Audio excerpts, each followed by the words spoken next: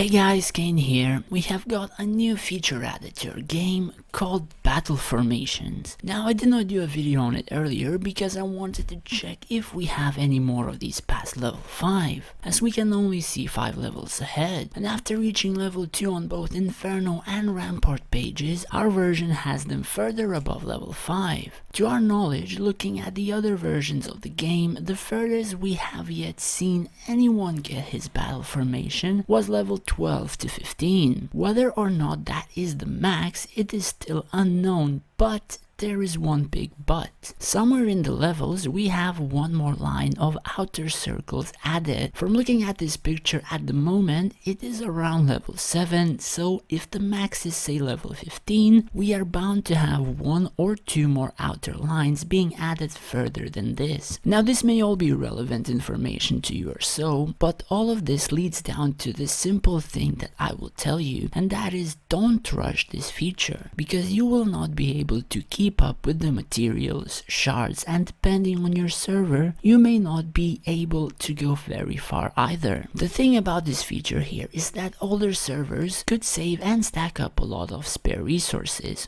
from features and events grinding daily, while newer servers cannot spare too much because they still may not have a lot of units upgraded or don't have many units unlocked. Another thing is that this feature does require a lot of unit shards. Some factions like say Inferno, they are fine to sacrifice GOG or IM shards for this because these two units are pretty god awful at everything, so you can just end up buying those shards for battle formations only, while some factions like Rampart, who have to use Wood Elf and Centaur, may not be as lucky because both of these units are used in their core formations. There are some other examples as well, but more or less you get the point of me comparing Inferno and Rampart shard usage in this feature. Now, should you skip this feature? And I can pretty much say you should not. But you should not get ahead of yourself and just buy everything here. What you should do, and what we have told people many times, you should have to decide the few factions you will play and buy only those energy cores from the alchemy. So as an example, I will use myself. I play Inferno, Rampart, and Dungeon. I give more focus to Inferno and Rampart because I use them now, and my plan is to use them a bit further as well, more so than Dungeon, because Dungeon are just buffers or debuffers, while Rampart and Inferno are taking the damage and doing it. So they have to be as good as they can be, and skip all the others as they are just one-off units for their particular buffs, or I will never use them at all.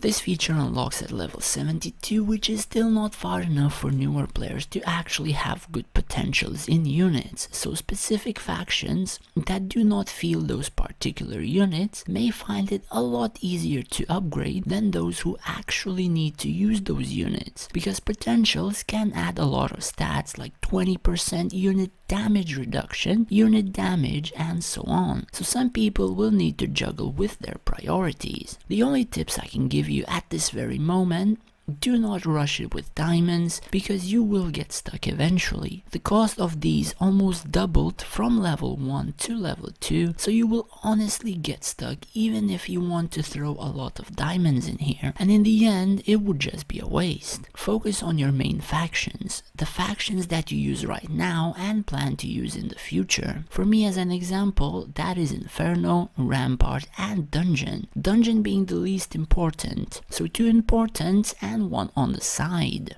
Depending on how old your server is and how many units you have upgraded, you can sell almost all the resources and keep say from 50 to 150 of each resource, going from gray to orange. And orange resources, you may need to start leaving them at 200 or so. Again, it depends how many units you have upgraded, how many more you will plan to get and or upgrade. So you yourself need to look into it and not just refine everything. I personally just do one stack at a time, but eventually when I find some 20 minutes of me needing to be bored somewhere, I will just end up refining most of these stacks to 150s and just leave them there, since there's maybe 1 to 3 units that I'm looking forward to upgrading. But keep in mind, do not refine the highest resources that you have. So as an example, if you have all units at orange 2 and your next upgrade is orange 3, do not, and I mean do not, smelt all of the orange 1, 2